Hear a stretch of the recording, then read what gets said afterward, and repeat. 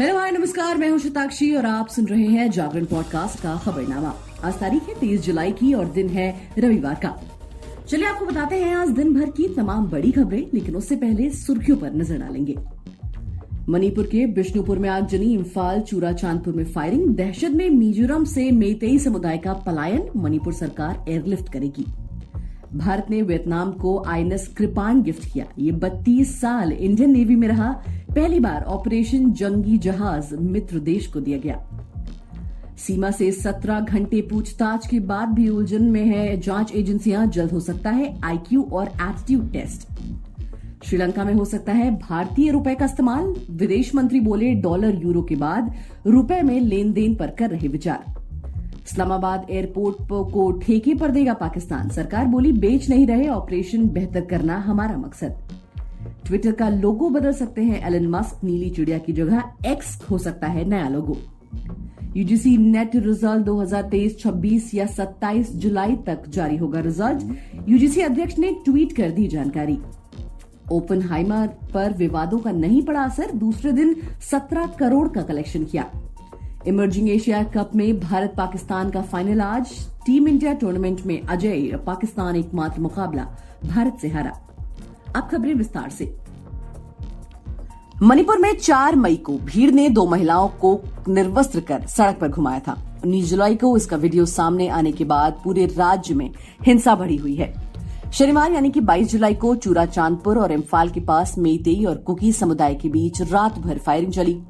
बिष्णुपुर के थोरबुंग में भीड़ ने एक स्कूल और कई घरों में आग लगा दी। इस बीच मिजोरम में पूर्व उग्रवादी संगठन शांति समझौता MNF रिटर्नीज एसोसिएशन ने मेइतेई को सतर्कता बरतने की एडवाइजरी जारी कर दी है, जिसके बाद मेइतेई समुदाय के करीब 10,000 लोग डर के कारण पलायन शुरू कर चुके हैं। हालांकि मिजोरम सरकार ने मेइतेई की सुरक्षा के लिए राजधानी आइजोल में 4 बटालियन कैंप बनाए हैं। मणिपुर मिजोरम सीमा पर भी सुरक्षा व्यवस्था बढ़ा दी गई है।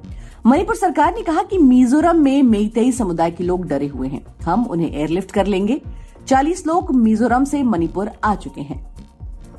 वहीं इंडियन नेवी ने आईएनएस कृपाण को 32 साल की सेवा के बाद विदाई देकर अब वियतनाम भेज दिया है। शनिवार को वियतनाम में हुई एक सेरेमनी में navy chief admiral R Hari Kumar ने आईएनएस कृपाण को वियतनाम पीपल्स नेवी के chief of staff air admiral Pham Manh Hung को सौंप दिया। इससे वियतनाम की साउथ चाइना सी में ताकत भी बढ़ेगी। रक्षा मंत्री राजनाथ सिंह ने 19 जून 2023 को आईएनएस कृपाण वियतनाम को उपहार में देने की घोषणा की थी। आईएनएस कृपाण अपनी अंतिम यात्रा में भारत से वियतनाम के लिए 28 जून 2023 को रवाना हुआ था और 8 जुलाई 2023 को वियतनाम के कैम रॉन पहुंचा था। ये पहली बार हो रहा है जब भारत ने किसी मित्र देश को पूरी तरह से ऑपरेशनल जंगी जहाज सौंप दिया हो। अब अगली खबर है सीमा हैदर को लेकर। क्या सीमा प्यार में पाकिस्तान से नोएडा आई? ये गुत्थी सुलझने के बजाय अब और उलझती दिखाई दे रही है। अब इसकी वजह है हर सवाल का सटीक जवाब और कॉन्फिडेंस। सीमा ने 18 घंटे की पूछताछ में जिस तरह से बेबाकी से जवाब दिया है, जैसे उसे किसी ने ट्रेन करके भेजा हो। अब ऐसे में एजेंसियों का शक है कि सीमा के भारत आने का मकसद कुछ और है। यही नहीं, इंटरोगेशन के दौरान सीमा जिस कॉन्फिडेंस से जवाब दे रही थी, उसे देखकर लगता है कि अब वो काफी कुछ छुपा रही है। इसलिए अब जांच एजेंसियां सीमा का साइकोलॉजिकल टेस्ट करवा सकती हैं। इसे लेकर एजेंसियों के बीच मंथन चल रहा है। एजेंसियां आईक्यू, एटीट्यूड और सेक्सोलॉजिकल टेस्ट से सीमा के दिमाग को जांचेंगी। माना जा रहा है कि एजेंसियां टेस्ट की परमिशन के लिए जल्द ही कोर्ट जाएंगी। सूत्रों के मुताबिक पूछताछ के दौरान अफसरों ने परखा है कि सवालों से बचने के लिए सीमा अचानक रोने लगती थी और फिर मुस्कुराकर जवाब देने लगती थी। सचिन से सवालों पर वो ये कहती है हुई दिखी कि उसकी कोई गलती नहीं है, जो भी सवाल है वो उससे ना पूछे जाए, मुझसे पूछे जाए। सबसे ज्यादा शक इस बात पर पैदा हो रहा है कि सीमा ने किसी सवाल पर अपना आपा नहीं खोया। तो चलिए विदेशी खबरों की बात कर लेते हैं। देखिए, आर्थिक तंगी से जूझ रहे श्रीलंका में भारतीय रुपए में लेन देन शुरू हो सकता है। श्रीलंका के विदेश मंत्री अली साबरी ने यह जानकारी दी है।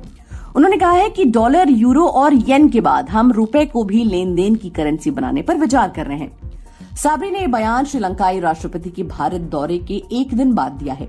साबरी ने कहा कि इससे श्रीलंका आने वाले भारतीय पर्यटकों और व्यापारियों को फायदा होगा। उन्हें करेंसी बदलवाने के झंझट से भी छुटकारा मिल जाएगा। अगली खबर है पाकिस्तान से। देखिए, आर्थिक तंगहाली से पाकिस्तान भी जूझ रहा है।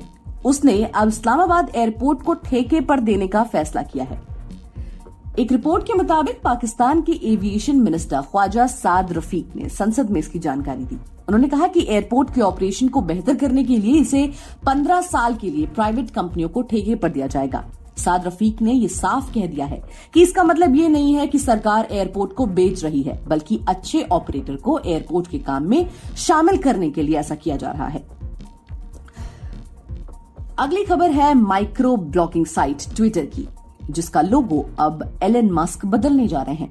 ये बदलाव कल से होगा और वो लोगो एक्स को रखा जा सकता है।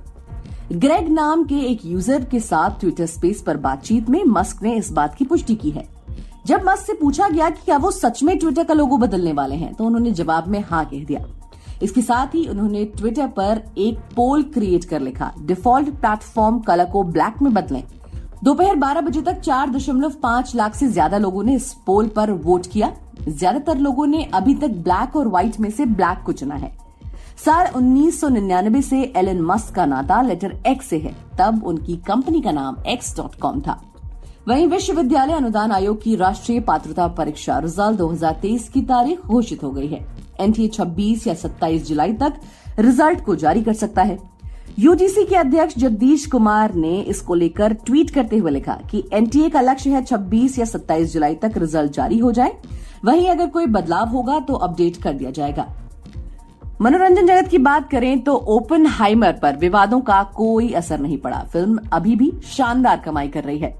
सिलियन मर्फी स्टारर इस फिल्म ने रिलीज के दूसरे दिन यानी शनिवार को 17 करोड़ रुपए का कलेक्शन किया। फिल्म ने पहले दिन 14.50 करोड़ का बिजनेस किया था। इस तरह फिल्म ने सिर्फ 2 ही दिनों में 31.5 करोड़ का बॉक्स ऑफिस कलेक्शन कर लिया है। इस महीने इंडियन बॉक्स ऑफिस पर हॉलीवुड फिल्मों का बोलबाला रहा। इससे पहले मिशन इम्पॉसिबल और अब ओपेनहाइमर भी शानदार कमाई कर रही है। पहले और दूसरे दिन के आंकड़ों की बात करें तो ओपेनहाइमर ने मिशन इम्पॉसिबल को भी पीछे छोड़ दिया है। अब खेल जगत की बात करें तो भारत और पाकिस्तान के बीच आज इमर्जिंग एशिया कप 2023 का फाइनल मुकाबला खेला जाएगा। 8 टीमों के बीच मुकाबला श्रीलंका में कोलंबो के आर प्रेमदास स्टेडियम में दोपहर 2 बजे से शुरू हो गया है और इसका टॉस दोपहर 1:30 बजे हुआ था। टीम इंडिया टूर्नामेंट में एक भी मुकाबला नहीं हारी है, जबकि पाकिस्तान को एकमात्र मुकाबले में भारत के खिलाफ ही हार मिली थी। पाकिस्तान होम टीम श्रीलंका को सेमीफाइनल में 60 रन से हराकर फाइनल में पहुंची, जबकि भारत ने रोमांचक सेमीफाइनल में बांग्लादेश को 51 रन से हराया। इसी के साथ आज के लिए फिलहाल इतना ही। देश और दुनिया की बाकी खबरों को जानने के लिए सुनते रहिए जागरण खबरनामा।